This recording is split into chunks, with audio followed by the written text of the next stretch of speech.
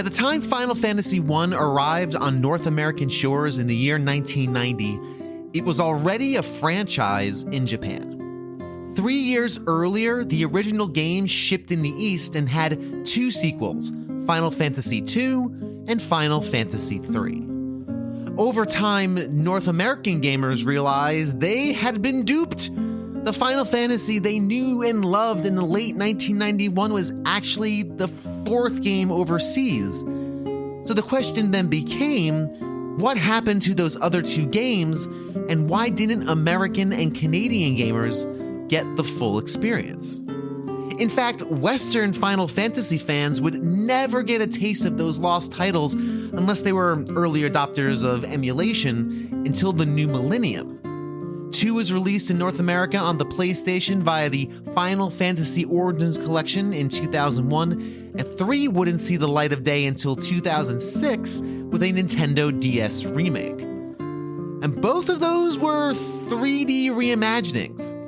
The traditional 8-bit experience wouldn't come until years later. Which leads me to the central question of today's episode. Were we missing anything special? Or was Nintendo of America saving us all from a grindy 8-bit headache? On this episode of A Gamer Looks at 40, we examine Final Fantasy II and III from both a historical and experiential perspective.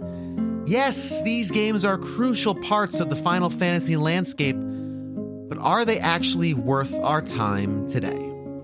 We have a spicy one ahead of us, so let's run to our computers, boot up an emulator, and hope our fan translations are halfway decent as we embark upon episode 99, Final Fantasy II and III, The Forgotten 8-Bit Adventures.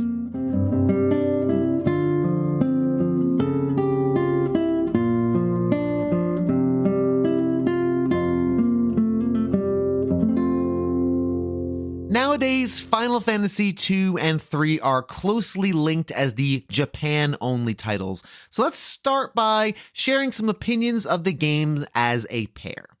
Starting us off is Games with Coffee, followed by Moses of thepixels.com and the brand new Gamelogica series on YouTube, and finally John, aka B. Crones, on Twitter. So to kind of tie together 2 and 3, and we're not going to talk about 4 because I definitely want to camp out on 4 because 4 is just 4 is huge, wonderful. Yeah, and 4 we can spend a lot of time on. So because I know we're almost up on time. Oh yeah, for sure. But I do want to chat a bit about 2 and 3 because for me, 2 and 3, I feel like in 4 they took the best of 2 and 3 and made 4. I think yes, 4 was the lessons learned from the first 3. They combined and refined and made the best possible version of all 3 games. What would your take on that as the first 3, as kind of like that initial trilogy? Where is it placed in kind of the canon of Final Fantasy and its importance, maybe? Well, I mean, Final Fantasy 1 absolutely like the most important of those 3 games. Yeah. Because again, it sets the tone of how all the other Final Fantasies kind of evolved from the first title. Second, Final Fantasy 2 was the how do I put this? Final Fantasy 2 is where they started to level up on the narrative. So they took the bones of Final Fantasy 1 and then they're like, okay, let's try to combine this with a story.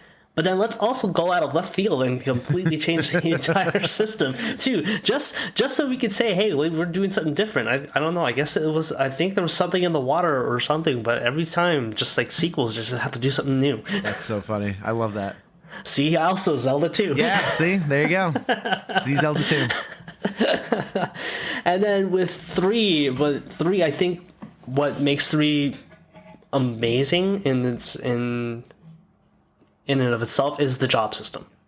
Absolutely, the job system is what makes it's basically also what kind of makes Final Fantasy in some way, shape, or form. Each character has their own specific duty.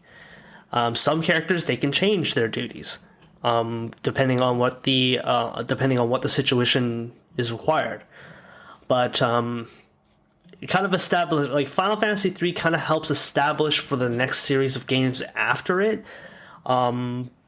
just like how characters are defined by their specific archetypes.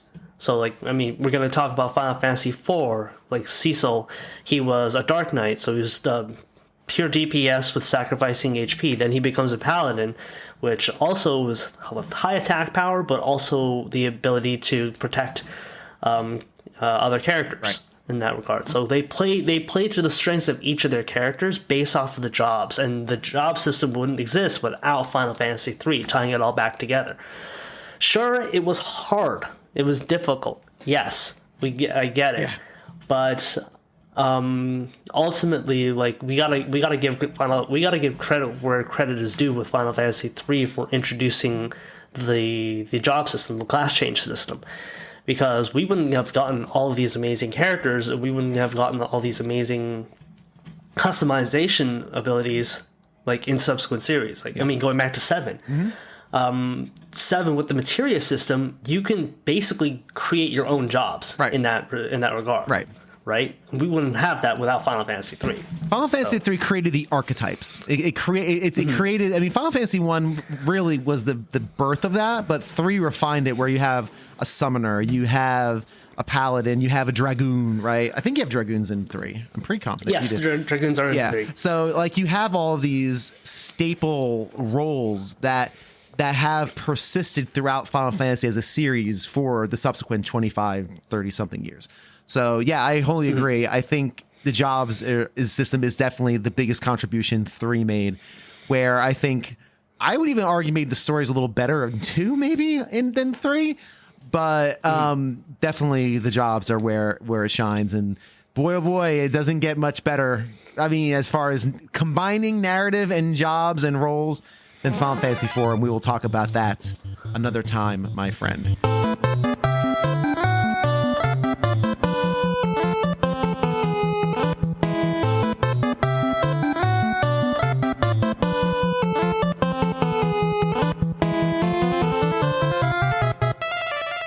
But let's first talk about Final Fantasy 2 and 3.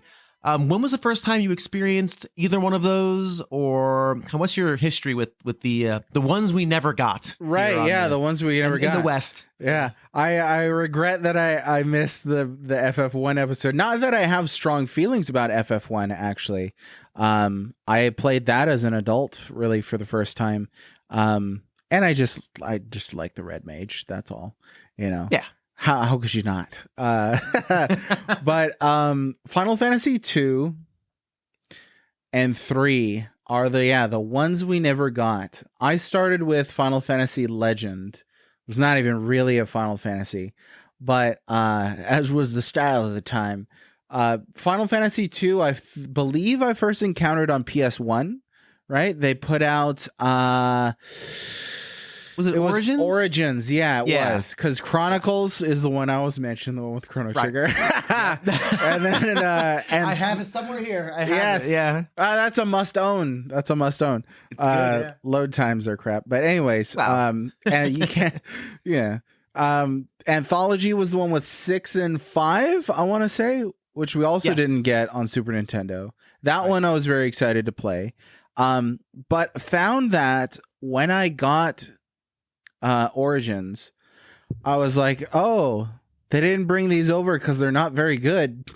That was my initial flexing of critical muscles, because I played those in early 2000s, late 90s, and hadn't yet attempted to think about video games in terms of a critical craft. But didn't jive with them at all. No, really didn't like it. Again, I don't even know that we had dial-up internet at the time. So getting into Final Fantasy 2 without really knowing too much about how its leveling system works, how you could literally just wander a little bit south from the starting town and get murdered right away. And what little they teach you in the game, and how your brain instantly goes towards, how can I abuse this as quickly as possible? Didn't really work out for me. And same thing with 3. I think I tried it and I was like, nah, I don't like onions that much. So then later on, that's a joke, boy. Later on, much later on, actually, Final Fantasy Pixel Remaster series rolls out. And I was initially critical of it. Still critical of the font choice. I mean, what a... What were you thinking? What were you thinking? I No, don't know. but music's really good. Visually, I understand now that they created a visual consistency that uplifts the majority of those starting 6 and kind of downgrades 6 a little bit in order to make it uniform. But what you gonna do? Yeah. So that version of Final Fantasy II Pixel Remaster is actually the first time I beat Final Fantasy II. And having gone through the whole thing now with an adult understanding of how it works, really came around to appreciate it, I think. I was surprised that I enjoyed it as much as I did. It's really the first time that they got kind of like real characters and real drama in there. There's a lot of firsts for FF2 that we just didn't get back in the day. I believe it's the first time we get chocobos. Yep. It's it's got the series permadeaths starting already. Everybody wants to talk about a certain person with flowers, but was it there's a guy named Joe, something like one of those Joseph. He gets crushed by like a huge boulder and just dies. And you're like, "Oh, well, that's premonition for the rest of the series, I guess." So, in a lot of ways, I think it came across as a really kind of wistful and sorrowful kind of game. It kind of has like a lot of sadness to its music. I don't know that I'll rush to play it again, but I think it's a worthy entry in the series. And, if we're going to talk Black Sheeps too, it's only the second entry, in the numbered series at least. So that, it's kind of like Zelda 1 to Zelda 2. Is it really changing up a formula if the formula is not really there? So I can't blame it too much.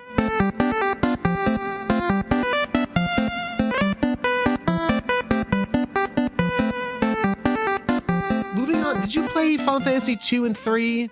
Either emulation, or did you wait till the remasters? Like, what was your experience? I did. So my first experience with those was, back in, I think 2000, maybe 2001. It was my first time ever doing emulation. And those were the first 2 games I went to, was Final Fantasy 2 and 3. Didn't know anything about them other than that they existed. And got them on, what was it back then? Maybe Nesticle was the emulator. I can't even remember now. It was Nesticle was one. Nesticle was one of the big ones. That was one of the big ones in that era. Yeah. Okay, so that's probably what it was, and fired them up, and was like, because the first thing you do in the second game is die. You fight that party you can't beat. And I'm like, am I playing the right game? What is happening? And, got decimated, started the game. And I was like, okay, this is a little different, whatever. Started playing Final Fantasy 3 just to see what it was like. And I'm like, what are these dopey looking kids? Like, what is the Onion Knights? What is this? And so I never really gave them a shot. And the other thing too was I found out very quickly that I didn't think I liked to play games on emulator because the crappy joysticks that were available at the time were just that. They were very bad. The input controls were horrible. Oh, yeah. The D-pads were terrible. And the other thing was, if you played for a little while and you didn't touch the keyboard or the mouse, the screen went black. So, like, if you're playing Mike Tyson's Punch-Out and you're fighting Bald Bull and he's about to do the bull charge and the screen goes black, well, you just got knocked out. So, I was like, I don't think I like this very much. So I dropped playing those games.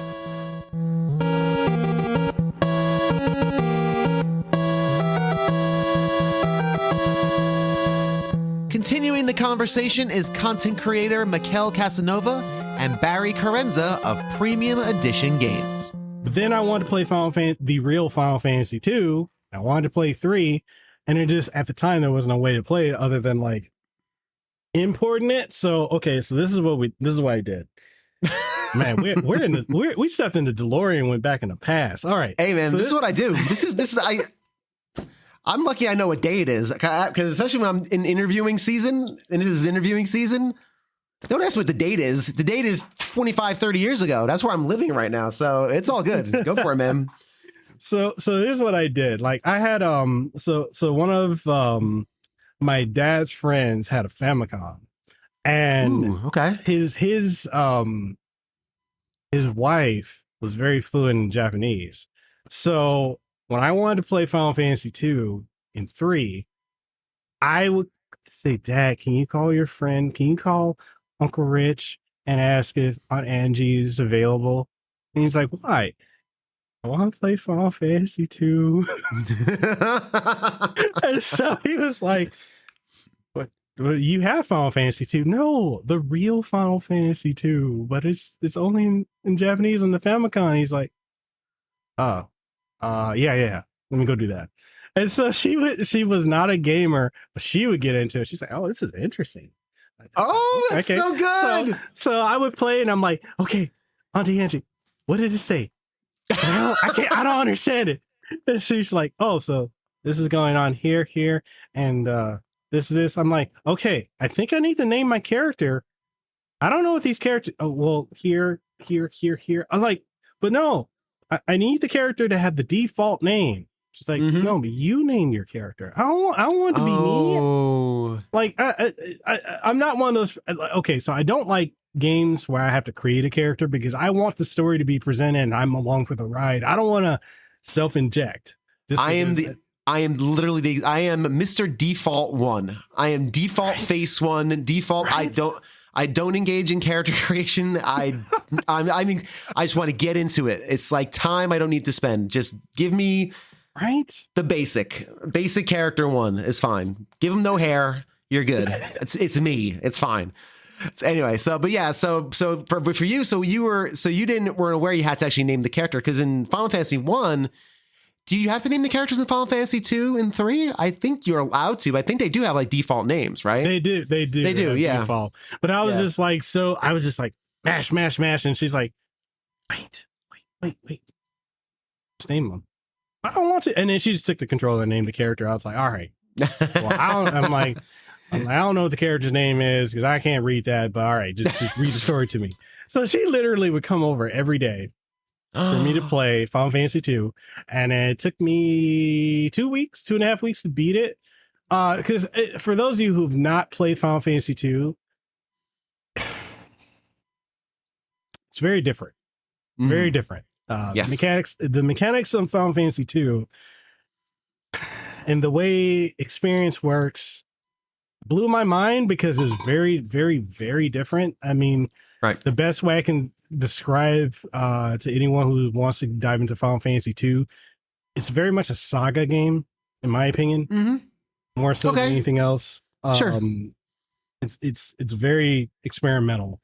And I think that's kind of the theme of Final Fantasy. Like when people are like, oh, this is Final Fantasy. Final Fantasy is ever changing constantly. But it was very different. But I enjoyed it.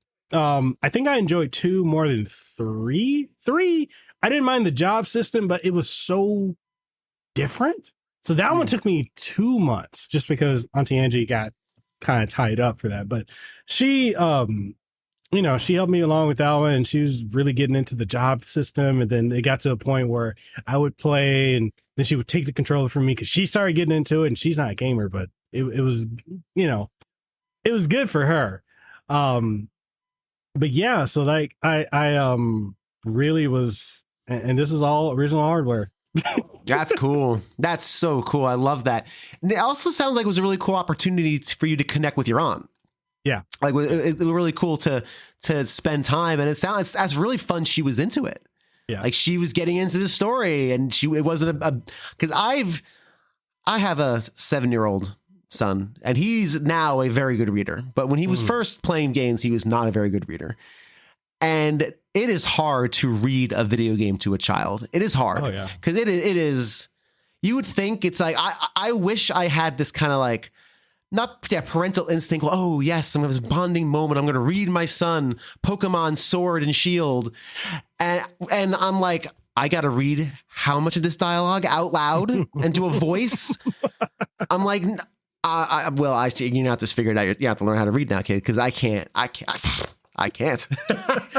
So, but she was super into it. It's really cool. It's very sweet that she was into it, and you had that shared experience with Final Fantasy 2 and 3 on the original hardware. You're rare, my friend. You're rare. Like, I don't know many people who played it on original hardware not of its time, obviously, but even just original hardware. Most people emulated it or played the remakes that came out after the fact. That's really, really cool. And you were able to get through both of those. Yeah. Yeah, that's really cool.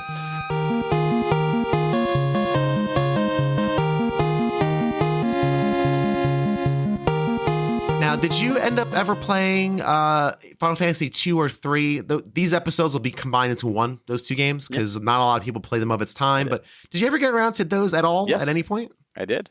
Yeah? When did you play 2 or 3? The first time I played 2 and 3, played them close together. I was in high school, so it was like 98, 97, 98. And at that time, the internet was just starting out and emulation was starting to be a thing. And there was fan translations. And to find out, because now that we have the internet, now we have this knowledge, we have, Final Fantasy 2 and 3 that we knew were really 4 and 6. There was a 2 and 3 on the Famicom. What? So I found fan translation as a kid. I didn't have a lot of money, and I loved Final Fantasy. So I'm like, these are 2 games I'm now getting for free because of downloading in English, and I get to experience them. So I got to do those in 2. I remember finding very difficult when I first did it because it was very different. And 3 I enjoyed, but I didn't finish either of them. It's kind of like I was playing 64 at the time, and it was like I got a new game, and that kind of shifted it, and I lost going back to it. So then I next played 2 on the PlayStation with Final Fantasy Origins.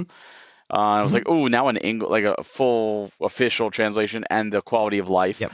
And again, I started it, and I got about halfway through, and I fell off. But then the PSP came out, and Final Fantasy 2 came out for that with the new sprites and new update. I'm like, I'm doing it this time. So I sat down with the PSP version, and that's the version I finally beat the Emperor, and I went through, and I constantly grinded, kidding myself over and over and over and over again. Yep. Smacking yourself in the head and curing yourself. So much cures.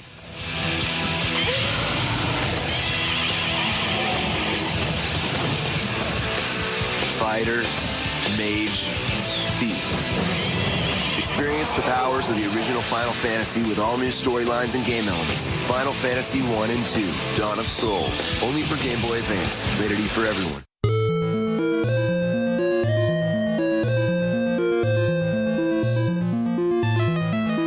In 1988, Square followed up the success of the original game with Final Fantasy II, an often ignored entry in the full series canon. To talk about their first impressions with the game, regardless of when they played it, is Dan Carnett, followed by Greg Sewart of the Player One podcast and Generation 16 series of videos, and finally, Moses returns to share his initial impressions. What was your take on 2? What people don't like 2? I get it, but I'm curious what your take on it is.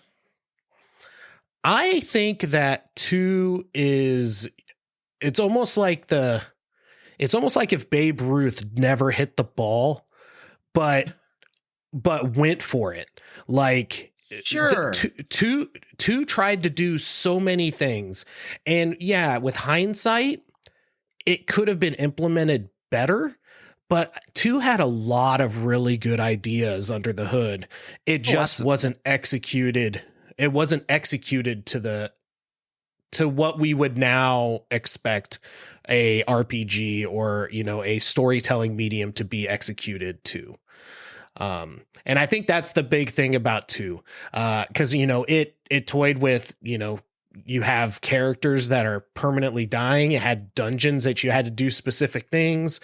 But then it had, a leveling system that would be great in a game like Oblivion.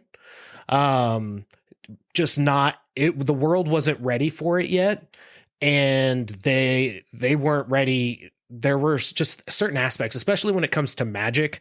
One thing that I really harp on, especially, is the fact that you have to use Esuna like 4 million times before you can cure what is it, like stone and stuff like that. Because all you can do is just poison and blind, and somebody has to have the status ailment for the spell to count as one of your things. So it just, a lot of tediousness was in it. It's and then of course extremely tedious. Yeah. And of course you had, beating the crap out of yourself to level up as being the most effective way to level. It's so funny. It's a very good way of saying it. It's as if Babe Ruth called his shot, but just bobbled it to first. Like, you know what I mean? Yeah, it has that feel. They really, really went for it. They tried, but for some reason, I think bobble to first isn't the best analogy. Maybe like a single, like a ground rule double. Like it wasn't as it fell short of the main mark. But they really go for it. I have a lot of respect for what they were trying with Final Fantasy II. I think it was so different. It was so out there. So, of course, the explanation of that is they eschewed experience points. I want to say the traditional way of leveling up, but I mean, how traditional was it? This was like still, like Final Fantasy II came out, I think, in the late 80s. I think Final Fantasy II was out in Japan before we got the first one here. So, I mean, when it's the first sequel in a series, I don't know how you can call anything traditional, but anyway, it eschewed experience points for building different aspects of your characters based on their actions. So if you took a lot of damage in a fight, your character's HP limit might go up. If you used a lot of magic, your character's magic point limit might go up. If you cured people, if you did a lot of physical attacks, then your strength would go up, that sort of thing. So it was really neat. And on paper, it's fascinating. And on paper, it works. And in practice, it doesn't work at all. No, it doesn't work at all. It really isn't. I think it's a very respectable game. I don't think it's as bad as the world says it is.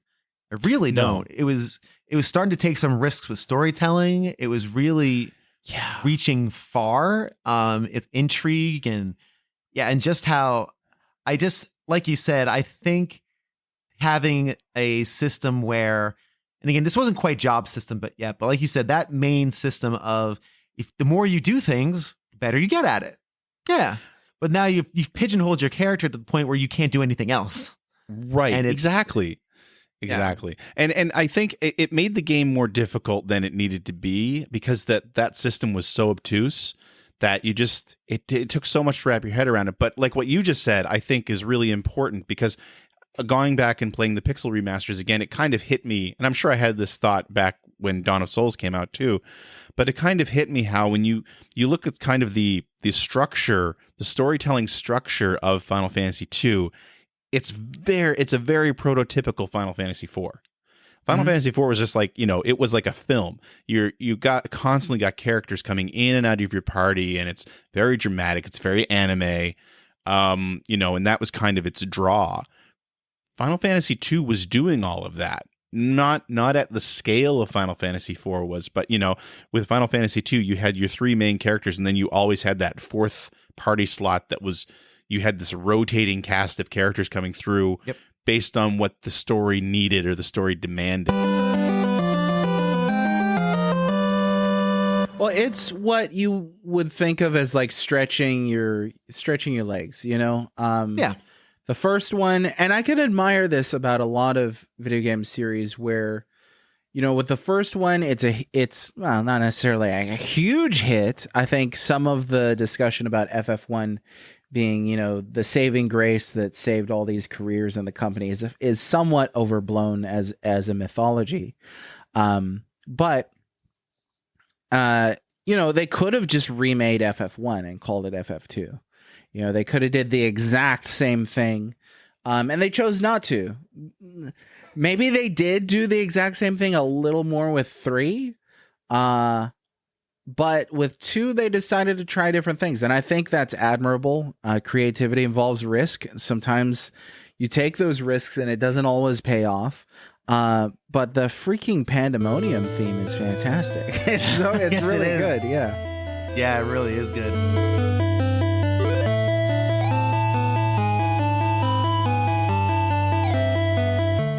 It is time once again to give a shout out to my wonderful patrons, to thank them for their wonderful patronage, because it is indeed wonderful. Starting off with Greg Sewart of the aforementioned Player One podcast and Generation 16 series of videos, the Let's Play Princess, Tim Knowles, formerly of The Elitist, Seth Sergil of the All In podcast, Julian of the Stage Select podcast, BT Goebbels, Games with Coffee, Terry Kinnair, and the one and only fabulous Pete Harney. If you'd like to learn more about our Patreon and join in on the fun, go to patreon.com/aGamerLooksAt4040. Check out the tiers, and if you feel led to donate some hard-earned moolah to this humble little podcast that you hopefully enjoy so much, then feel free to sign up for a tier and join the family today. Now, while the issues with Final Fantasy II are well documented in the world of video game lore, what isn't are people's experiences with the story and the gameplay. To go deeper into the inner workings of this strange and less than beloved title, we'll start with Games with Coffee, followed by journalist and author Aiden Moher, and then Dan Carnett shares more of his Final Fantasy II story. Final Fantasy II, I played it. I tried to play it on the Advance. I never had the PlayStation Origins, but I had the Dawn of Souls for the Game Boy Advance. And I remember playing it, and I think I soft-locked myself as well at some point, where I just wasn't, because I still didn't understand the leveling system, which we can talk about, because the leveling is really very strange in Final Fantasy II. Yeah, it's really so weird. I get what they were trying to do, but it doesn't quite work well, and you can easily cheese it.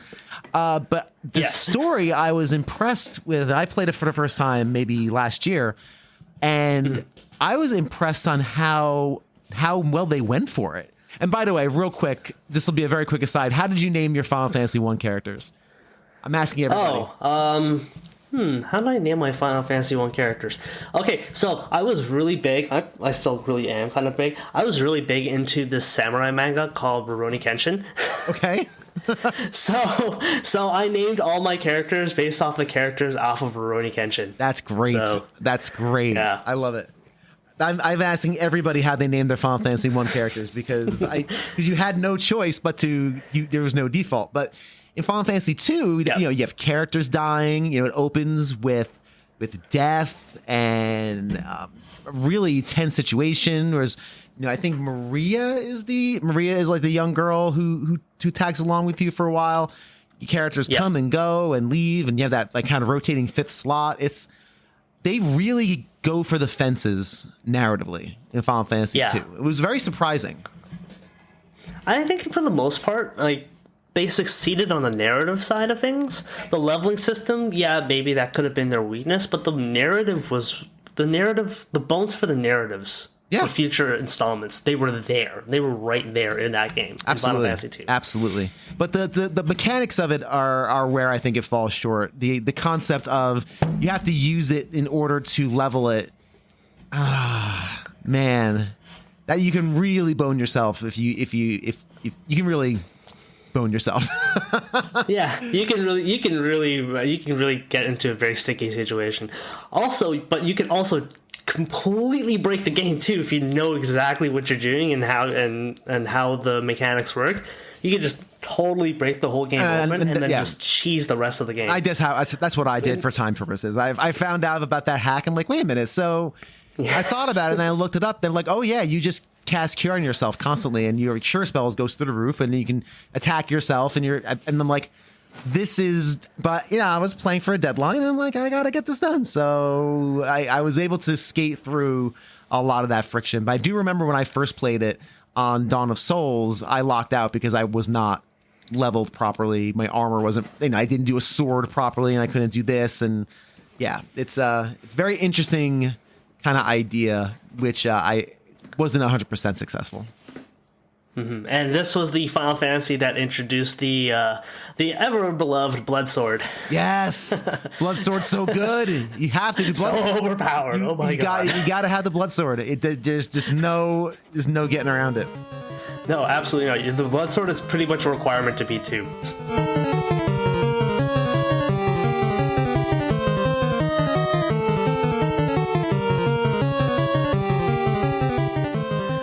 2 is interesting because like they let Kawazu do his thing, so the systems are like batty, right? Like, yeah, it's powering up like by hitting yourself in combat and all that kind of stuff is wild. I don't like I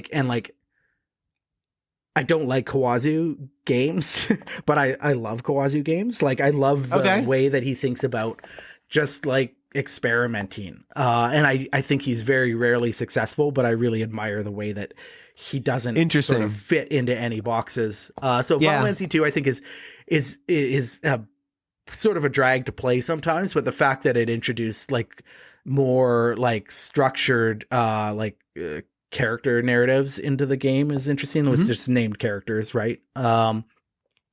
It's the game in the series that I have the least experience with. It's probably, I don't know if it's my least favorite, but it's the one that I find there's always other reasons to play other Final Fantasy.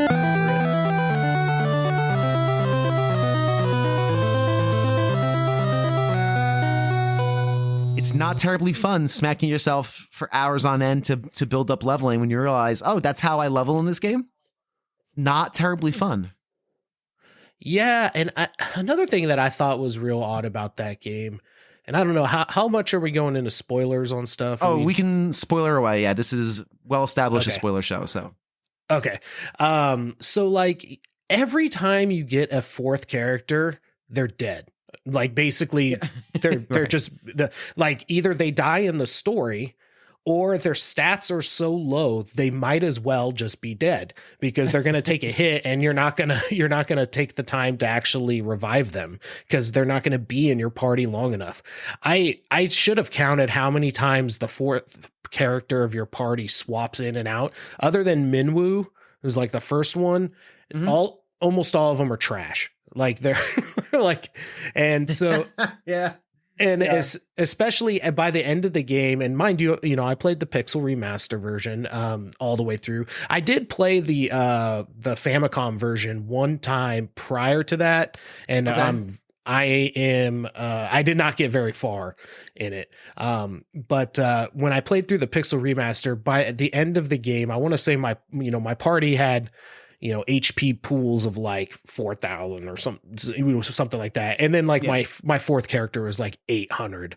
I was like, he, like a light breeze, he's going to just fall over and die. Like, and so I would just bring him into the parties rezzed just so that he took one hit from somebody else. And then he just laid there dead. He's laid there dead. That's so funny. So the character's only good to take one shot away from somebody else. That's funny. Yeah, well, he couldn't live through the shot, and you don't get the level up unless you live. You have to survive the hit. And so I was like, okay, well, I guess you're just perma dead. You're just dead forever. Sorry. Yeah.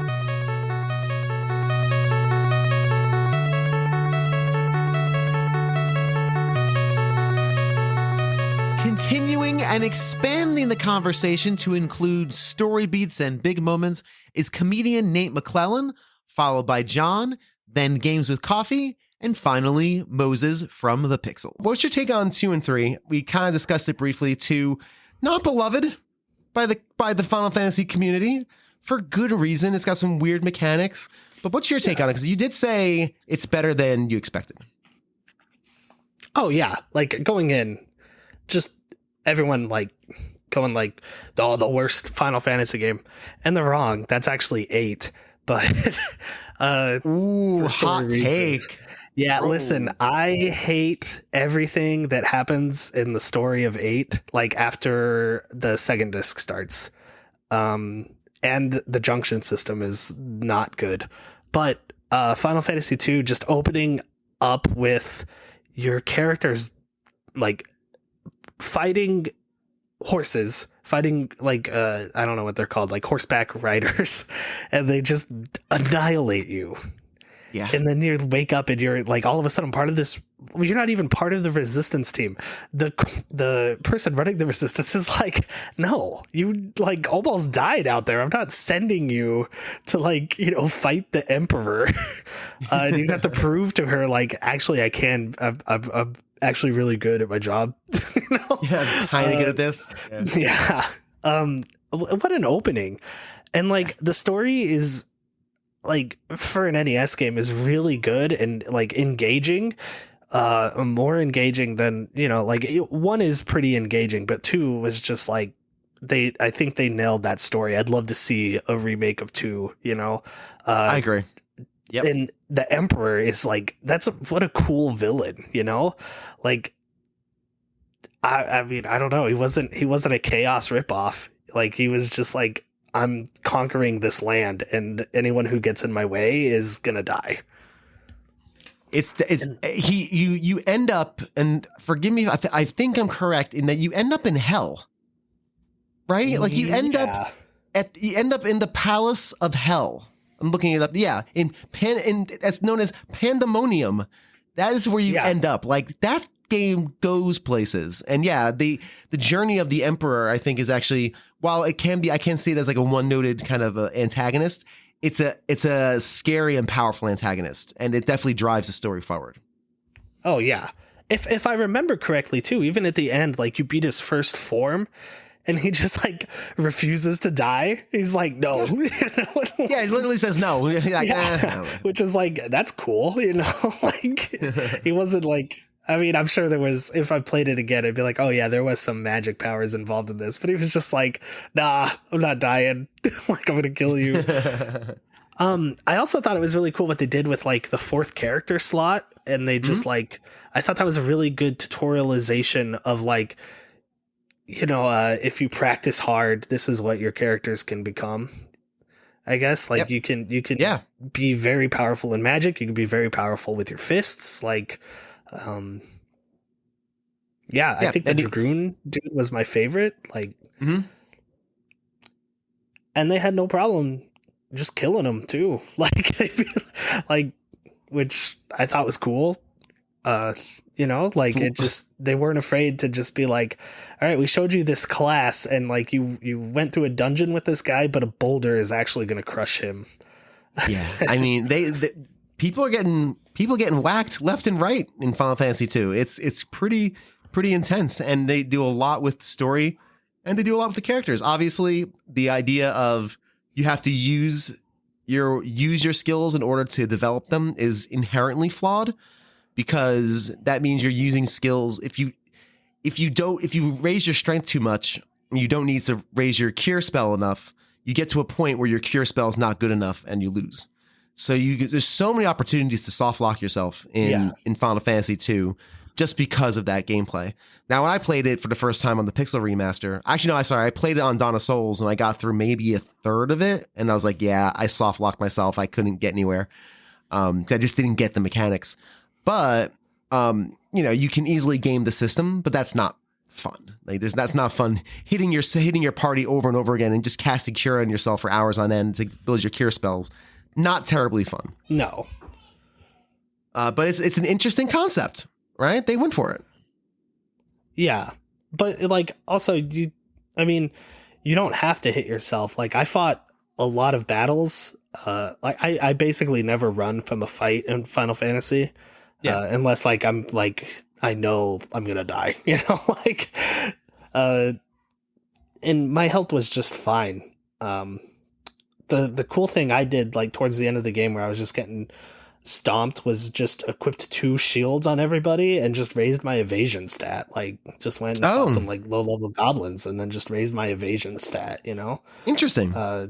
to where like, okay, See? now I'm very speedy, like technically. So Nothing can hit you. That's interesting. Yeah. And that's interesting that you actually used the system, because most people I talk to about 2 have the experience I did where it's like, well, I just figured out how to game it and kind of got through it in service to the story and playing it and everything else. But you actually took some time and kind of like figured it out, like, oh, okay, well, I guess I'm just going to raise my evasion. That's actually a really interesting way of using that system. Very creative as well. well, thank you. All I did was like Google how to raise evasion stat. Oh, okay. Well, Like, I take it all back. Googled, That's like, it. yeah, well, I mean, I was Googling, like, does evasion work in Final Fantasy 2? Can I avoid attacks? So, Hey, listen, you know what? You're a modern gamer. You have the opportunity. You have these things. It's fine. Don't struggle where other people have struggled. The Final Fantasy Origins came out on the PlayStation. PlayStation, yep. And yeah, so I got, played that, and I loved Final Fantasy 1 on that, like the updated music and graphics and the quality of life upgrades they had with that. I thought that was fantastic. And then I was like, okay, I saw what the slog, what some of the issues were with Final Fantasy 2, and I'd read some things about how it worked with the leveling up. You can attack your characters to get better defense and better attack. And, I saw how all of that grinding was much, much different. It made sense, but it was it was a pain in the butt, really. But I did, I was like, what, I'm going to use a strategy guide. I've got it. So if I start getting stuck a little bit, I'm going to use it. So I, it kind of, marched forward in the game and made it through.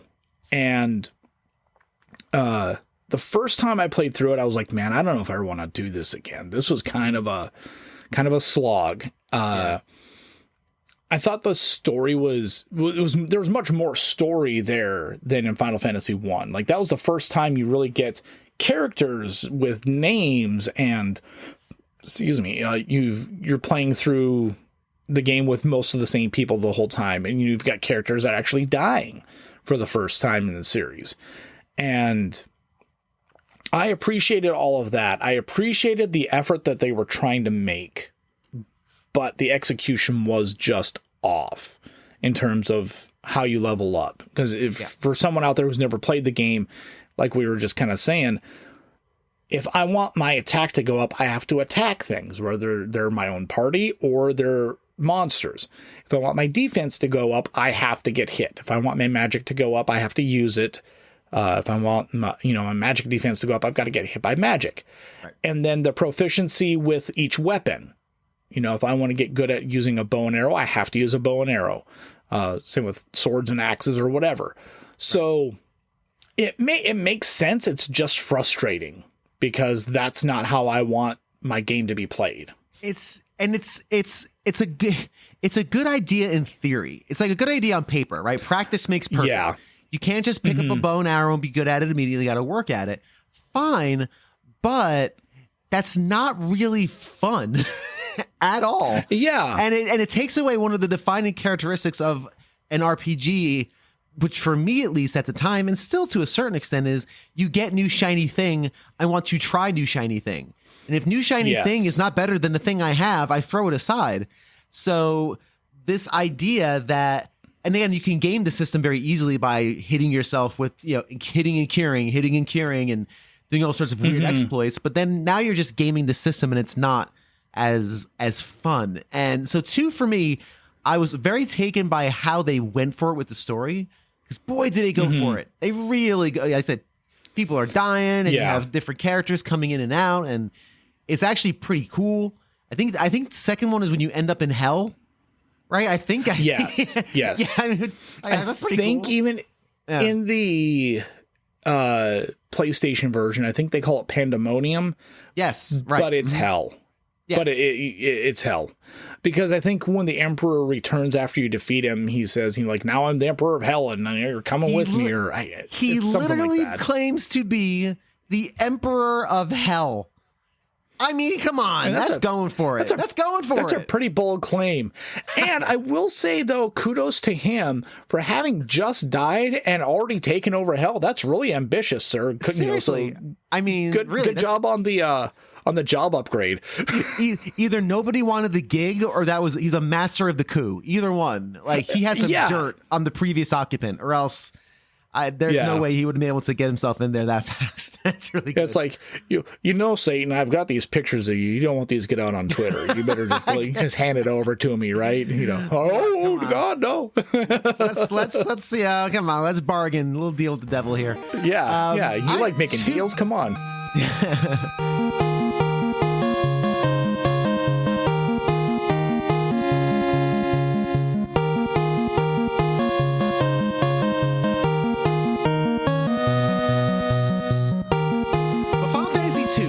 Now, it sounds like you played it basically right after because you had it on the Origins series.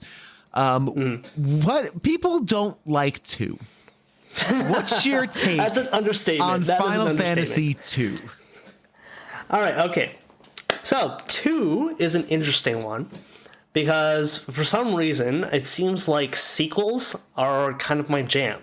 Like, Zelda 2 is my absolute favorite Zelda game. Yes, it is. Sonic 2 is my absolute favorite Sonic game. And Final Fantasy 2 is not my favorite Final Fantasy game, but it's one that I like. I actually like Final Fantasy 2. And that's because it was the first one that really tried to tie together a cohesive story. Yep. Of the rebel underdogs taking on this all-powerful emperor.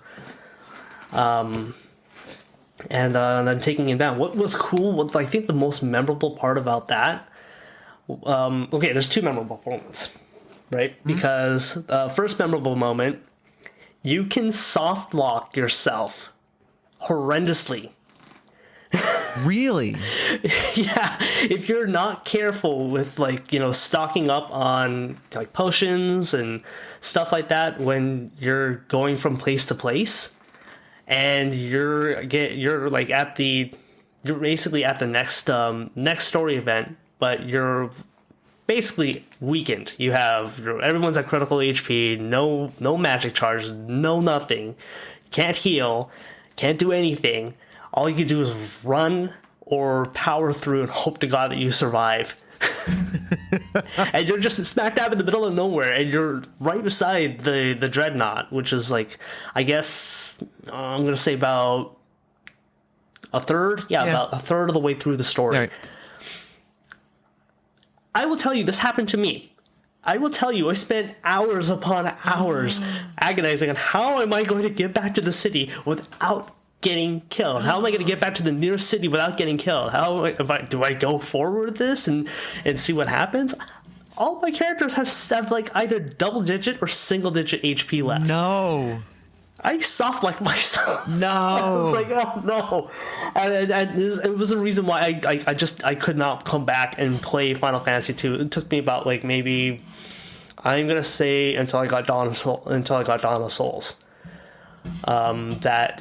took me all the way until then. So it was maybe 3 or 4 years after that I picked up Final Fantasy 2. It's all right, okay, I'm gonna finish it this time. But that's funny. That's funny. Yeah. That was the first one. Yeah. The second memorable moment was when the Emperor comes back from hell to be like, hey, what's up, guys? I'm back. Literally returns from hell. It's like, I'm a king of hell. brings pandemonium into physicality. It exists as a magical construct in hell, and the only way to access it is if you go through the Jade Passage within hell to go into pandemonium, and then go and defeat the Emperor from there. I'm like, wow, that is cool. Yeah. That was a really impressive moment. And if you look back at it back in the NES days, Famicom days, that would have been a very out there storytelling. Yeah. When you look at it back in 1988, 1989, around that area. So, yeah, that was a complete and total totally out of left field moment there.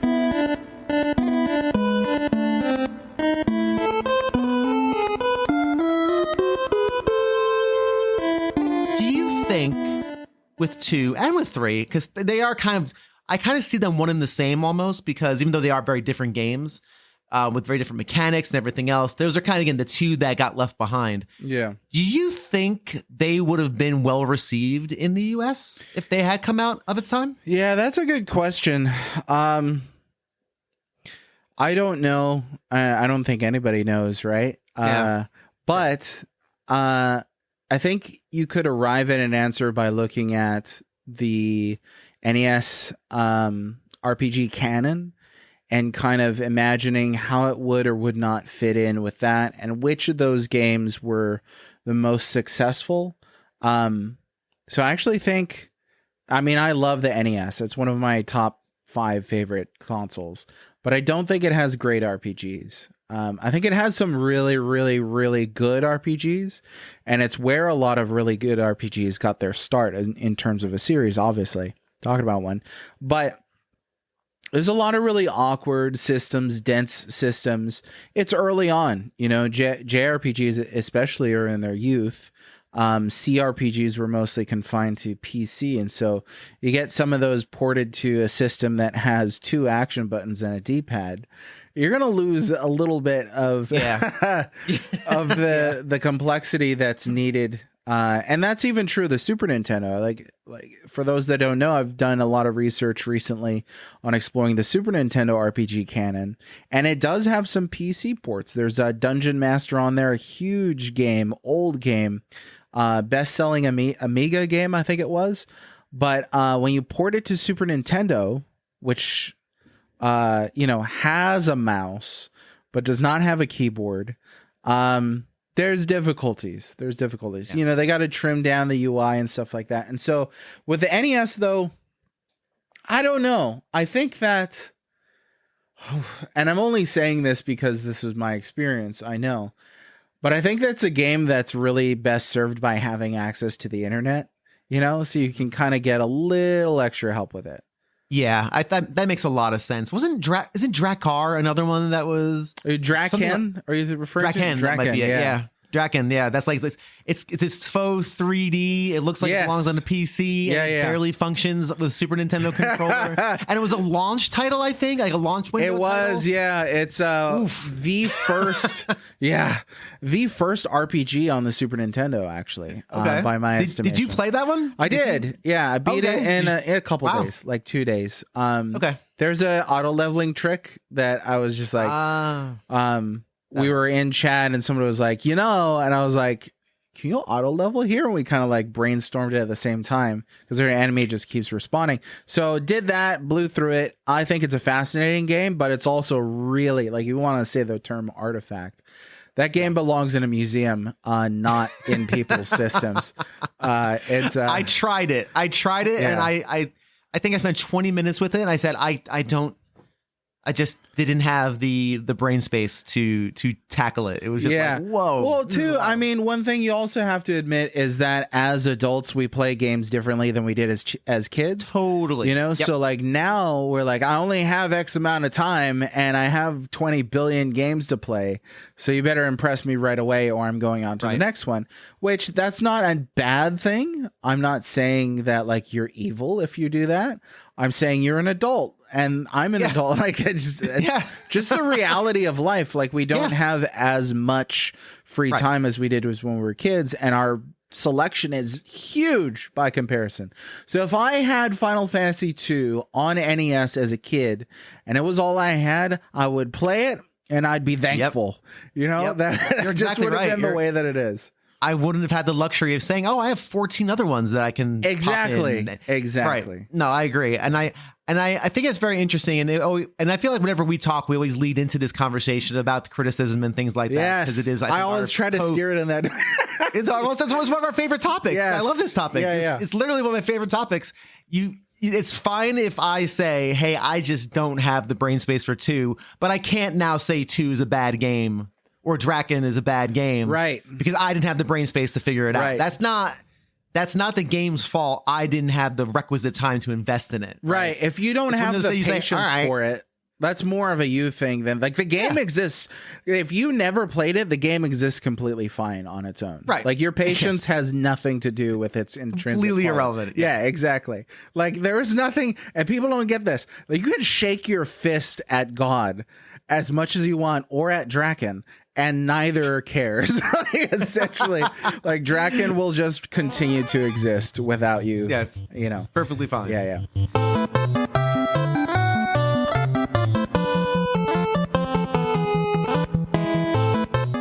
Let me ask you a semi-serious question. Are you a real gamer? If your answer is, who are you and how did you get into my living room? Then you should check out the Fake Gamer Girls podcast. Join hosts Samantha, Aaron, and Josie as they talk about anything and everything in the world of video games, all through a lens of inclusivity and openness. Because, as they're fond of saying, there's no actual requirement for being a quote-unquote real gamer, and this is my insert, unless you're a jerk or a weirdo. In that case, you shouldn't be listening to this show in the first place, because I have no time in my life for jerks or weirdos. The Fake Gamer Girls podcast may give you whiplash as the hosts vacillate between serious discussions about women in gaming or debating whether they would smash or pass Bowser, but neck injury aside, Fake Gamer Girls is a podcast guaranteed to show you a great time. Listen to the show on Spotify or wherever you get your favorite podcasts.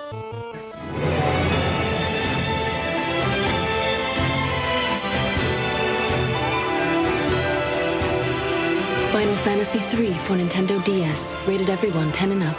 Game and system sold separately. When discussing Final Fantasy III, it's often referred to as the good one of the duo. Final Fantasy II required a mountain of grinding and injuring your friends, but 3 is the birth of our beloved job system. It feels like it's the sophisticate's favorite, and a game that's increased in popularity over the years. But is the praise truly warranted? Starting our conversation with an overview is Dan Carnett, followed by Barry, then Aiden, and then finally Moses gives what may be a very unpopular opinion. I feel like 3 is the blueprint that would define what we would eventually call a Final Fantasy. I feel like it really hit on a lot of key points that later games use, to their full. Like, first off, you have a job system. I am a whore for a job system. Oh, really? Okay. You put a job system in a game and you've just increased my amount of time I'm going to play it at probably like 30%. I just love the customization of being able to change up your party makeup for what's best for the situation and trying to play with min-maxing, like, okay, what's going to work best for my team. So, I mean, if Final Fantasy 3, you have a lot of the jobs that are now staples of just the Final Fantasy just idiom with, you have Dragoon, you have Summoner, you have, various, but Dark Knight. And then you even had like end game, you had optional content for the first time in Final Fantasy 3. Like 1 and 2, there was nothing that was really optional unless you accidentally, stumbled upon War Mech or something like that. But right. 3 had optional content with tangible rewards, like, hey, you can now summon Leviathan. That's pretty dang awesome to have something like that in a game, and that's where it started. And I feel like that's where. Even though I've only played through Final Fantasy 3 once, and it was in the last, 2 or 3 years, sure. But I really feel like that was when Squaresoft really found something.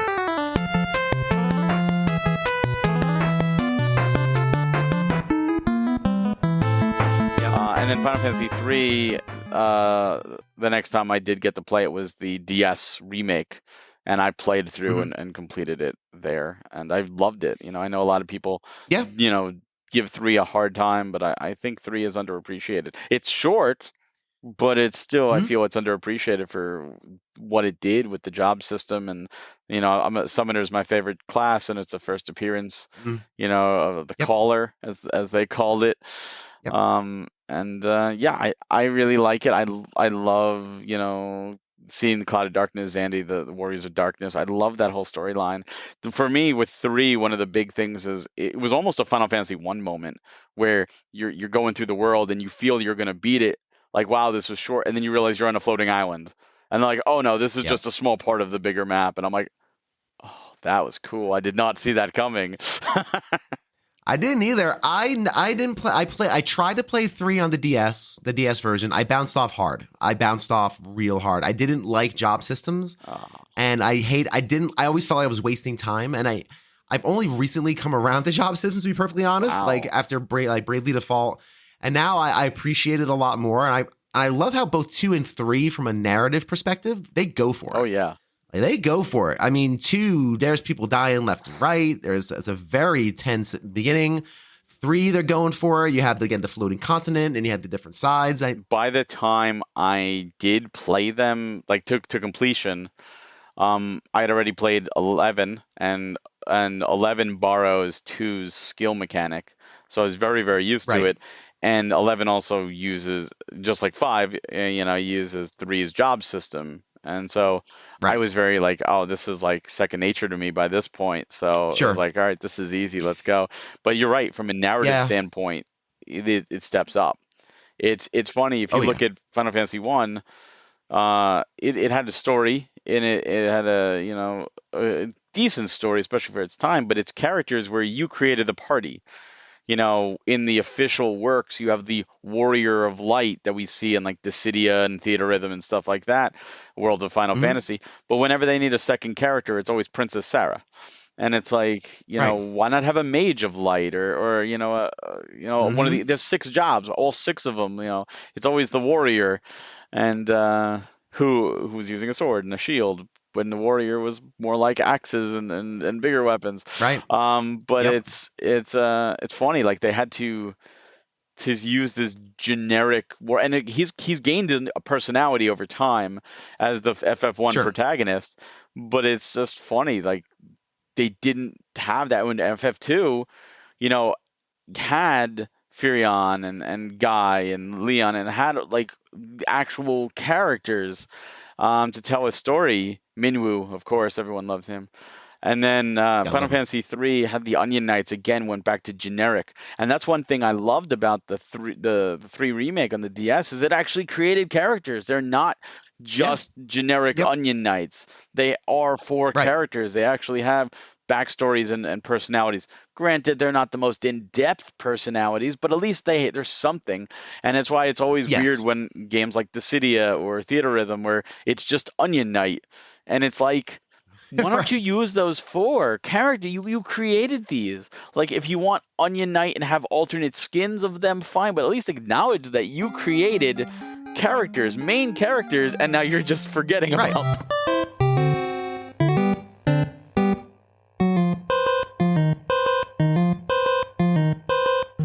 Final Fantasy 3, I think, is great because it introduced the job system, which is the best part of Final Fantasy. Like anything that veers away from the job system is bad in my mind. Anything that steers us closer towards the job system of Final Fantasy is good. And so like just introducing that is good. And I also just like, I'm a sucker for sort of the high fantasy fairy tale-esque story and world in Final Fantasy 3. So I really like it. The job system's not great, but the fact that it was released on the Nintendo, like the NES, like pretty impressive. It's a marvel. That it laid the foundation for the best job system in the series, which was Final Fantasy 5, right? And then Final Fantasy Tactics took that as well. So yeah, I think that they're all really interesting in their own ways. I think they're varying levels of fun, especially which platform you play them on. But I think it's a real shame that the West never really got Final Fantasy 3 early on, because I think it really kind of set the series identity in terms of what it would go forward to become. Sure. And then Final Fantasy 5 was just the best. It was so good.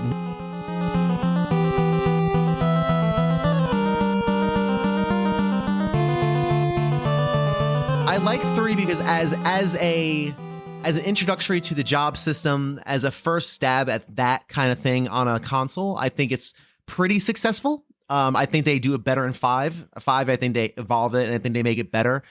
3 is another interesting game, though. I think the soundtrack to 3 is really good. Yeah. I was surprised how good the soundtrack to 3 is. Yep. Yeah. That was like the big one for me. I was like, wow, this sounds great. Yeah. Uematsu did not phone it in.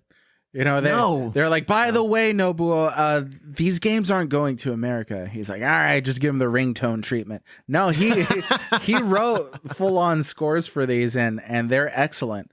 So 3, you know, you go, I don't know if you have strong opinions. Bill, I have strong opinions on everything. And if I don't, I can make it up. I know.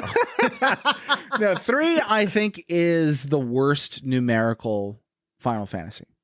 You know, people will say 13. At least 13 has the gall to have a story. 3, maybe there's just a curse with 3s. You know, like what if Final Fantasy 23 is terrible as well? But yeah, no, I think that 3 is really truly awful.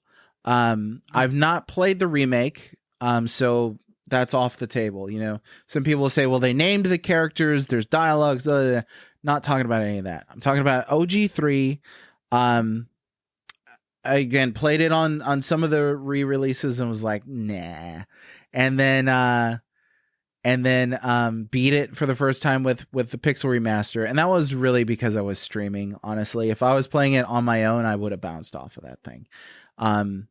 Now, pros, though, not the fact that you play as like 4 Power Rangers that have no personality, but the job system, right, is a natural, logical expansion of what we saw in FF1, and it really feels like the sequel to FF1 in that regard, where you not only choose, you know, your job at the start of the game, but you can change jobs throughout the game. And I think that system is what is integral to Final Fantasy.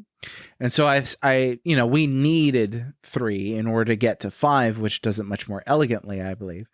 But the downside in 3 is that you'll have jobs that have like one use, or you'll have jobs that don't really have any synergy with each other. Right. So now I'm thinking of Final Fantasy Tactics, where it makes sense to have different kinds of jobs most of the time kind of mixed together to have a functioning team. In 3, most of the game, there's an objective right choice to make with the jobs, despite the fact that you can interchange them. Once you get the final ones, which were, was it Ninja and Sage? Yes. Okay. I know Sage is one of them. I'm pretty sure it's Ninja and Sage. Yeah, I think it was. Once you get those, what are you doing using anything else? Right? There's no point. Yeah. There's literally no point. Dragoon. We all love Final Fantasy Dragoons. There's like one boss fight to use that on. And that's it, you know? So, and you have to. It's almost like required. You have to. If you don't do it, it's very challenging to get through that boss encounter. 100%. Which I'm not sure what that's trying to tell the player. You know, I'm not sure what is kind of the point of decisions like that. They're cool on paper, you know, like if you can't, what if they had to use Dragoon in order to beat this boss? And that's neat, except it makes Dragoon worthless 99% of the game, you know? So, again, baby steps. I could see that we had to get through it to get to where we're at.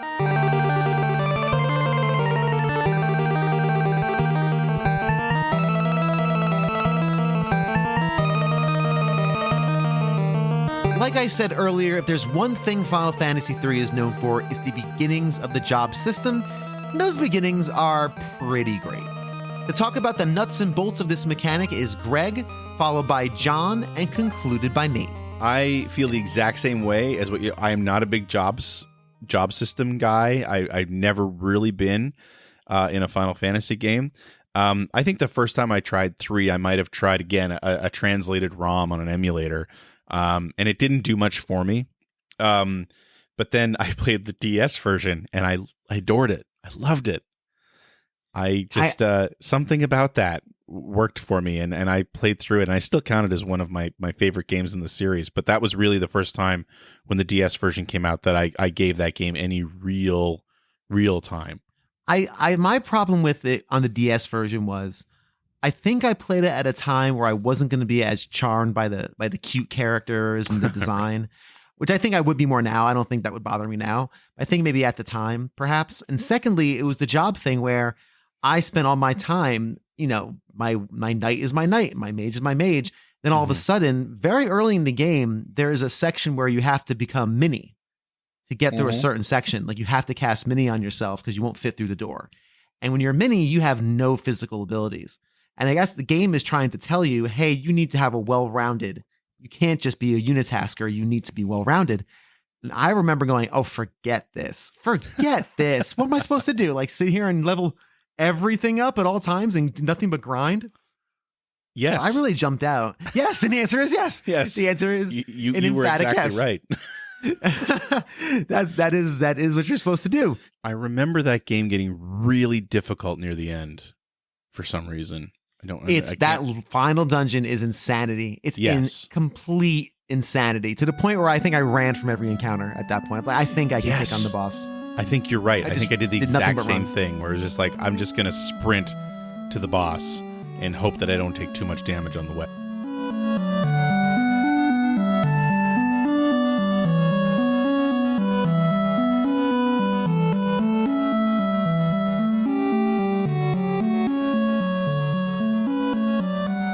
In 3, I was really all about the black belt. I use black belt a lot. And I don't know why. I black belt I liked a lot. And I'm going through the list. And Dark Knight, I think I used quite a bit too. I like the Dark Knight a lot. And I think just the regular Knight I used a bunch. And then at the end, when you've got 2 ninjas and 2 sages. That's it. I think that's like the preferred. Those are the last 2. Yeah. Yep. Yeah, and then you can use all the weapons. You can cast all the spells. And you can throw stuff, and so that's just the ideal party, but you don't get that until the very end. If you got that a little bit sooner, I think that would have helped that game a little bit, just to go through those last 2 dungeons instead of getting those partway through the last dungeon. So, I liked 3. I think I liked it much better than 2. I think the music's a little bit better overall. And I did like how in 3 I wasn't expecting to be on an island and then have the whole world open up and it's like, oh no, this is just like the beginning of the game. I did really enjoy that. Very cool. Very cool. Yeah, I've never played the DS version, so I don't know how to compare that to how it was on like the Famicom or the Pixel Remaster. But I did enjoy the Pixel Remaster, and I do think that one is definitely worth playing. 2 is up in the air. I would play through everything else first if you've never played it, and then maybe try 2 just to see what it's all about. Yeah, it's like I consider it very supplemental material, and you can get through 2 in like I think 15. I play games slow relatively, and I think I got through 15 hours maybe. For 2, probably the same for 3. We're not at the point where we're at these like 60, 80 hour things. No, we're not there yet, but so there's still pretty, even 4, I think is like what, a 20 to maybe a 30 hour game at most. Like if you're just really wandering around, just trying to get to like level 99 maybe.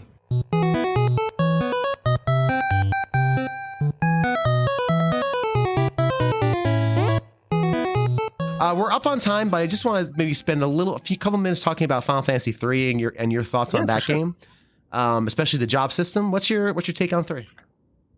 I like 3. I think 5 does a better job with the job systems overall, but 3 has some very interesting uses of the job system, like the one where you have to cast mini on yourself, and so you're very like weak.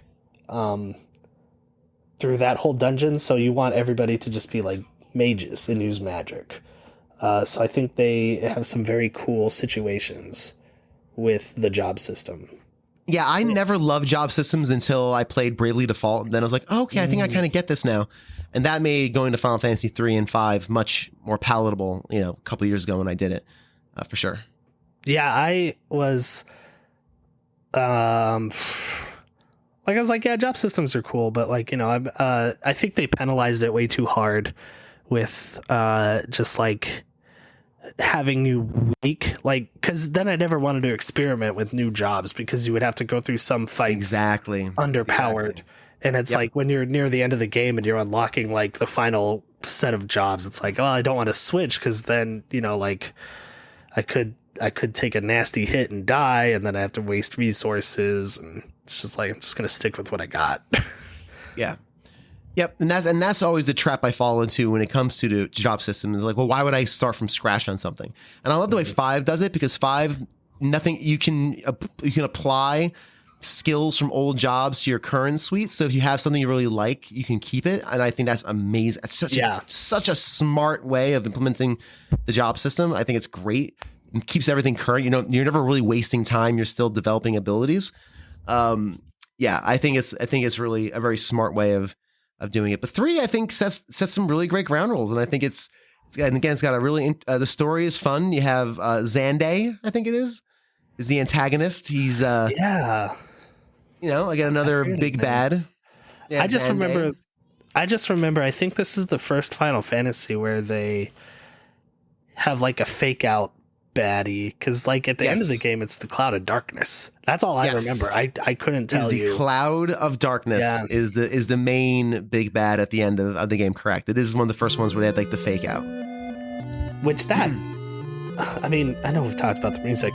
That music for the Cloud of Darkness is so cool. Like it's like a prom song. Yes. It's incredible. So many like waves, I guess. I'm like, this is crazy. Yes, that theme is ridiculously good, and it's actually known in Final Fantasy world as like beloved.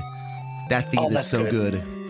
Oh yeah, it's a well-known. I always feel weird when I'm just like, I don't know, where it's like, how many people probably played 3 because it never came out here until like later. So I like, but the boss theme, the final boss theme in that is really good.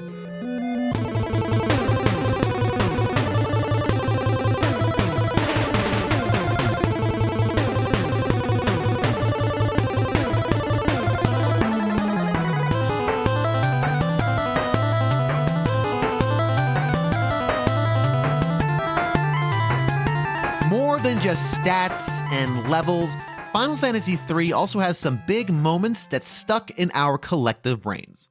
Let's rejoin Nate and Dan Carnett as they share some of their favorites. Were there any standout moments of 3 that you remember vividly? Did you want to share? Yeah, so like when I was playing, I was once again I was using a walkthrough because I was trying to go through all of these. Like, right. Before, I was like, I got to do all of them before 16 comes out, and I spoiled myself on one moment, but just reading it, I was like looking at bosses, like just a boss list, and there were 2 characters and I don't remember their names, but like I had already met them and I was like, so these guys are actually bad guys. And then it turns out, no, they sacrifice themselves so that you can get stronger to take on the Cloud of Darkness. And I wish I could remember their freaking names. But that moment stood out to me, that it wasn't just a standard switcheroo. They were like, no, you have to kill us. And like when kind of your characters are like, no, we're not going to do it. And then they start attacking you with like powerful spells. They're like, you kill us or you die, Yeah. Which I thought that really was that was a powerful moment, It's just like, dang. They don't mess around. They're not messing around. Did you play the DS version or the 3DS? I did. Was it DS? Did you like it? I couldn't stand it. I tried it of its time when it was released, and I'm like, yeah, this is not for me. Again, jobs, it just messed with me. Yeah, it was fine. I was frustrated by because I guess the best class, the Onion Knight, is locked behind stuff that you can't do now. Yes. With like the DS wireless stuff, which sucked, But I thought it was fine. The Jin boss battle at the very beginning kicked my ass. Like, and I wasn't expecting that, because I was like, oh, this is the first boss, like there'll be like some tough moments, but nah, this guy was like attacking twice in a row, like lighting my team up, and I was like, oh, I gotta go grind. Yep. Yeah, it requires a lot of that for sure.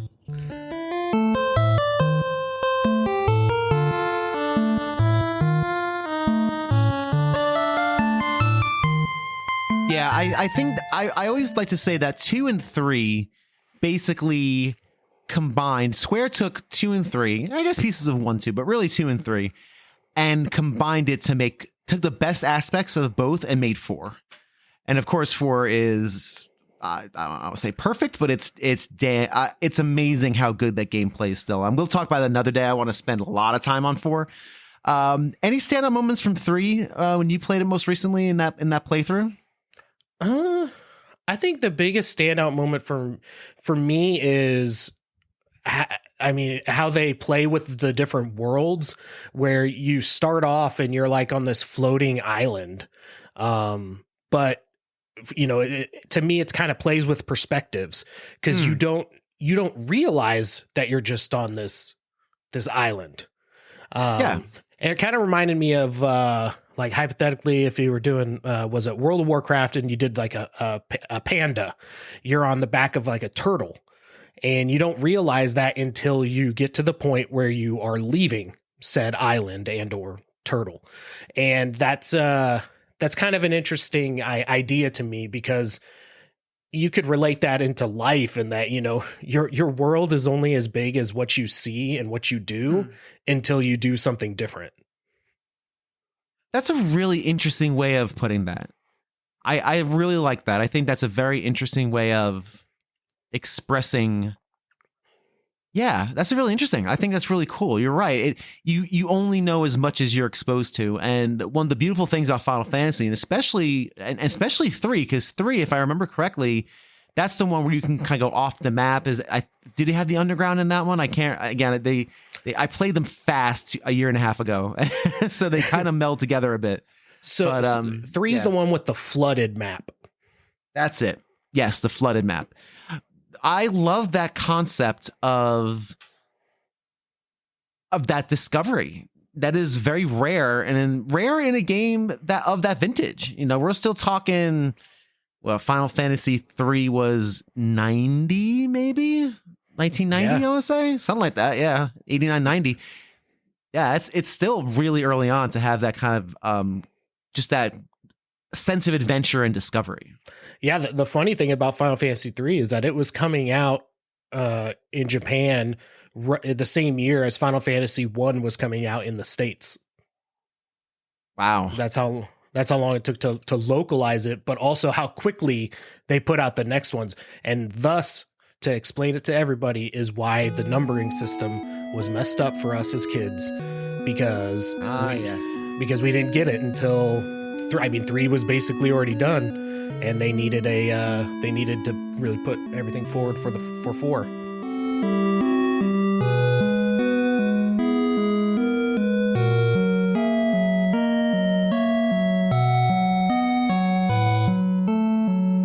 Since Final Fantasy III was the last of the 8-bit games to get a stateside release, the hype was pretty high when it finally reached these shores. Long story short, we ended up getting quite a few of them. To talk about the different versions of Final Fantasy III and wrap up this episode is Games with Coffee, followed by John, then Moses, and finally Mike of the Distorted Illuminations YouTube channel makes a last-minute appearance on the show to share a very quick yet important truth. 3, I played that through the Nintendo DS. Yep. So this was this was an enhanced version of hyper advanced version. We'll just call it. It was basically a remake of the original Final Fantasy 3. So 3, we had this. We still had the dichotomy between light and darkness and stuff like that. But the characters in 3 originally they were much more generic. They were more similar to Final Fantasy to characters in Final Fantasy 1, where you just name them and there you go. There's your characters. Set them off on an adventure and go nuts. For the DS version, they actually tried to underpin a story within the realm of Final Fantasy III. So you have 4 characters. Let me see if I remember. I remember the first character's name is Luneth, and I feel like the girl character, her name is Maria or Mara or something. I don't remember. I gotta look it up again. But yeah, 4 characters. They're each individually named. They have their own individual personalities and that sort of thing. In fact, even the 4th character, is a knight for a knight under Princess Sarah. Who was in this was in Final Fantasy. This was in So when you have to go fight the genie in that village to free everybody from petrification, right. Mm-hmm. He joins you from the castle, and he becomes your 4th party member. And from there, you go on, you rescue Princess Sarah, free the villagers, defeat the genie, that sort of thing, and then he joins your party as your fourth character. So that was like, oh, okay, that's different. And then from there, it's again, it's on the DS, so you can use the stylus to choose commands and stuff like that. But what was really interesting and really limiting, I would say, about the DS version was the network communication stuff that was included in that.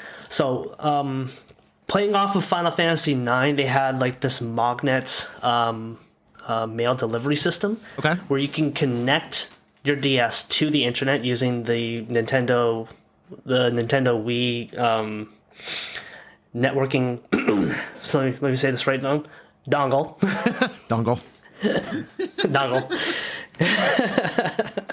Yeah, so they had the Nintendo, the proprietary networking dongle, which you connect to the computer, then you connect your DS, to the dongle, and then you can access the internet from there, and you can basically trade mails with different players, with different DS owners. And then depending on the number of mails that you send and receive, corresponds to new and unique side quests, new jobs that you can pick up, and even like the most powerful weapons and armor. I think they were locked in this mail system. So it's wow. Okay. Interesting. So there are certain jobs you couldn't get unless you were engaging in the mail system. Yeah, wow. Exactly. That's really okay.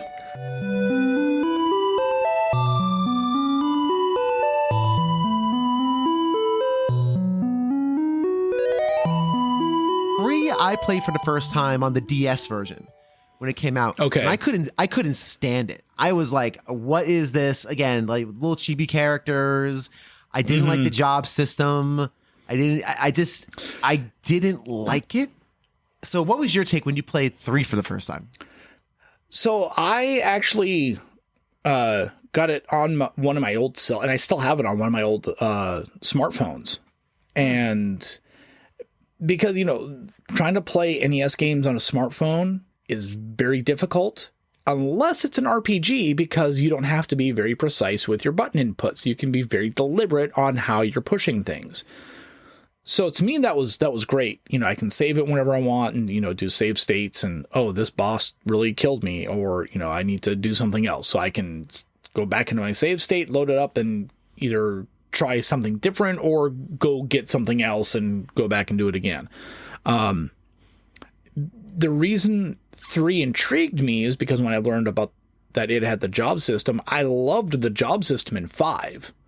And I got the Final Fantasy Anthology that has 6 and 5 on the PS1 and really enjoyed the way that job system worked. So I was curious to see how it originated. And I liked 3 a lot, even playing it on the phone. I really enjoyed the job system. The thing that does suck in that original version, though, is if you change jobs, you get penalized if you go into like a different kind of job. Like, so if you're a fighter and then you go into a wizard role, you lose a bunch of your battle points, I think, or your ability points.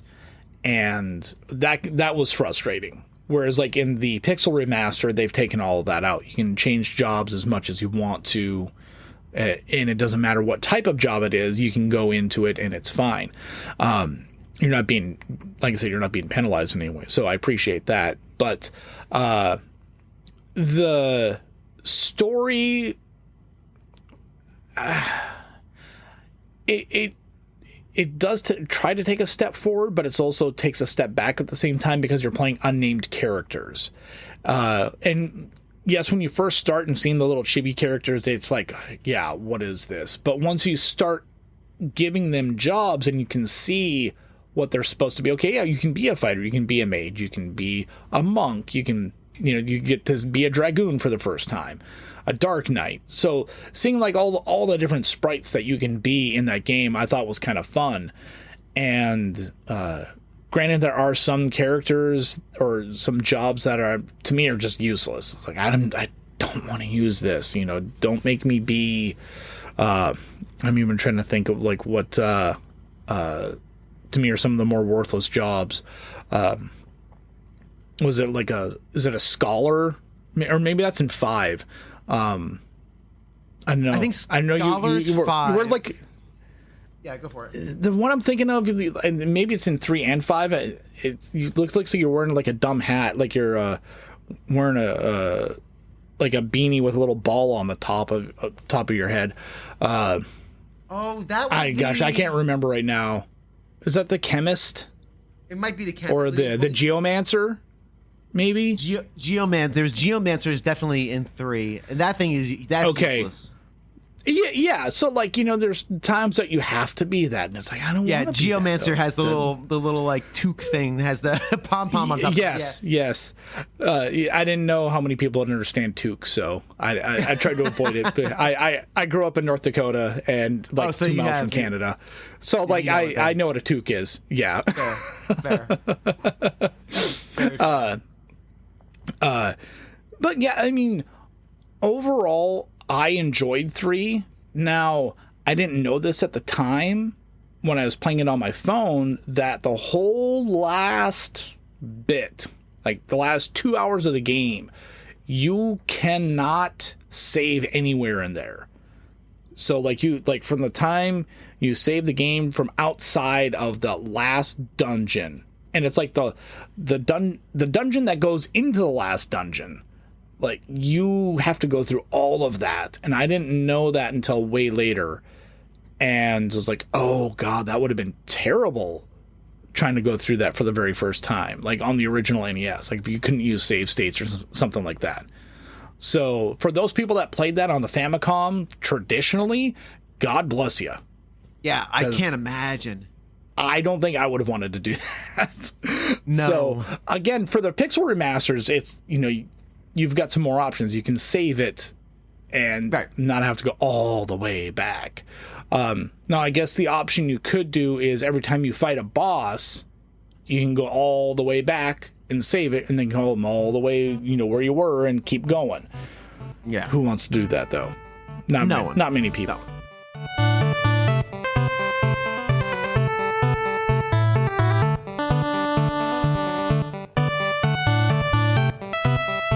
Now, the real clincher, well, besides for the story being middling at best, it's hard to, I think they tried for like a grander story, but if you're still using kind of stock characters like with FF1, it just does not, there's nothing really there.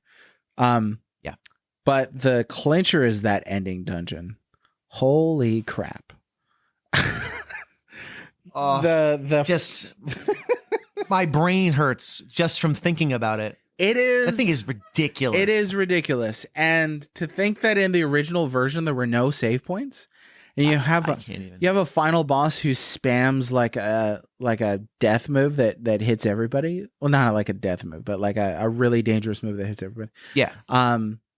It's just nuts. Imagine spending like 4 hours in that dungeon, not knowing where you're going because it's pre-internet. You don't have any maps or nothing. Unless Nintendo Power got you back or something like that. You're just going to be wandering around, and then you get to the final boss and boom, Cloud of Darkness, wipe. I'd have been pissed off. Yeah. And I died in that dungeon on the Pixel Remaster version. So it would have happened to me as well. It's it's one of those, again, those challenge spikes that defines, and people call like NES hard, NES hard, right? Which, I think is, again, extremely subjective, but that's where it's unfair. Right, That's NES unfair. Right. Doesn't have anything to do with what people usually say, like, oh, they were more like arcade games, so they made them really hard or whatever. No, it's just a mean-spirited, cruel dungeon. 4 hours? I think it took me like 3.5 hours to get through it or something like that. It is way too long of a period of time to allow the player not to have a save point. It's insane. Yeah, and then even with having save points on the Pixel Remaster version, and all that, it's just not fun.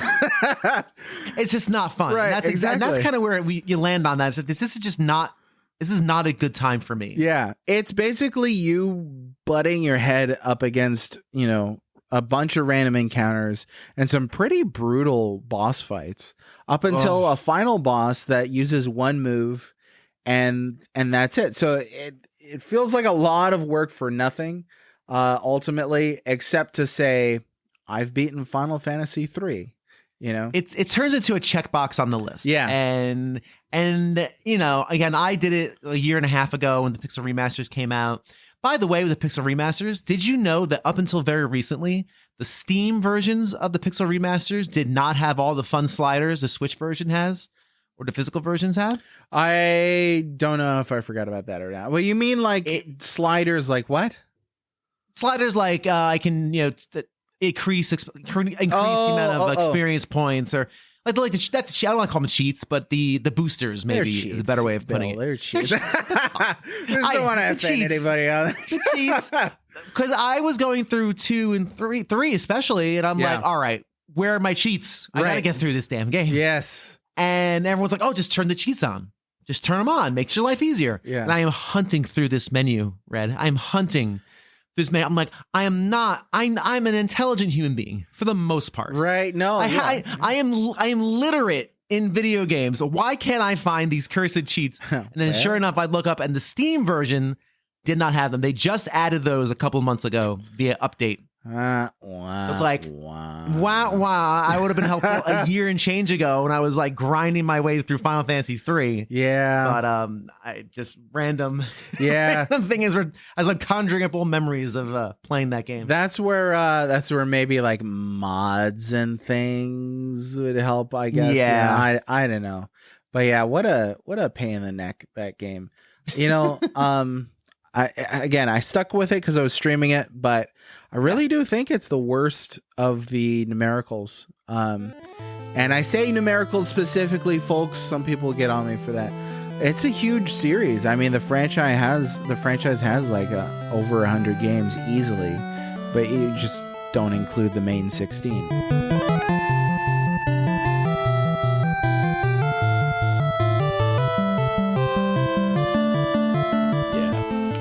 I kind of have to put 3 in a similar spot because mechanically a lot of those systems, it's just what 5 did, but not as good. No, I totally get it. Yeah, 5 is, I love the way 5 treats its job system. I think it's a really successful. So yeah, that was what 2 and 3. They were trying new things. I don't think it did a good job because there was no precedent for anything they did, but it allowed them to figure out how to do it, and they did it better in the years to come.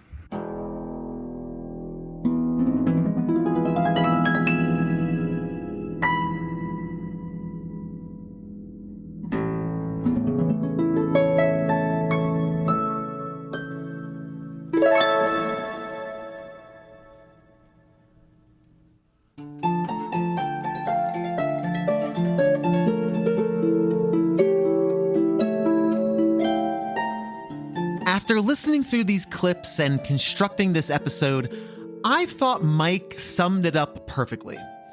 Final Fantasy 2 and 3 were natural evolutions of a franchise searching for an identity. Kind of like Castlevania 2 or Mario 2, there was no formulaic expectations for either game when they came out in Japan.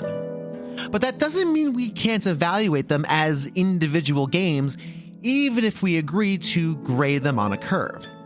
And while I acknowledge both the positives and negatives of these forgotten 8-bit adventures, one thing is for absolute certain. Final Fantasy 1, 2, and 3 all Voltroned together to create a stone-cold classic in 1991 on the Super Nintendo. Come back in 2 weeks to hear all about it. Thank you so much for listening to this edition of A Gamer Looks at 40. If you haven't done so already, go to www.agamerlooksaat40.com for links to all the episodes, full playlists of all of our series, and links to all the social media. My main social media right now is Twitter/X, but I'm also pretty active on TikTok and Instagram and other places. I try to put the feelers out there everywhere, so please follow me on all of those platforms like you do everybody else. And who knows, maybe a message or a post or a video will come across your timeline and brighten your day. I don't know. That is the hope. That is the goal. Thanks again for checking out the show. Many thanks to Pete Harney and Kev from the Discord for editing these interviews. These shows would not happen without you. Thank you so much for listening. And until next time, just please, please, please be kind to yourselves and each other.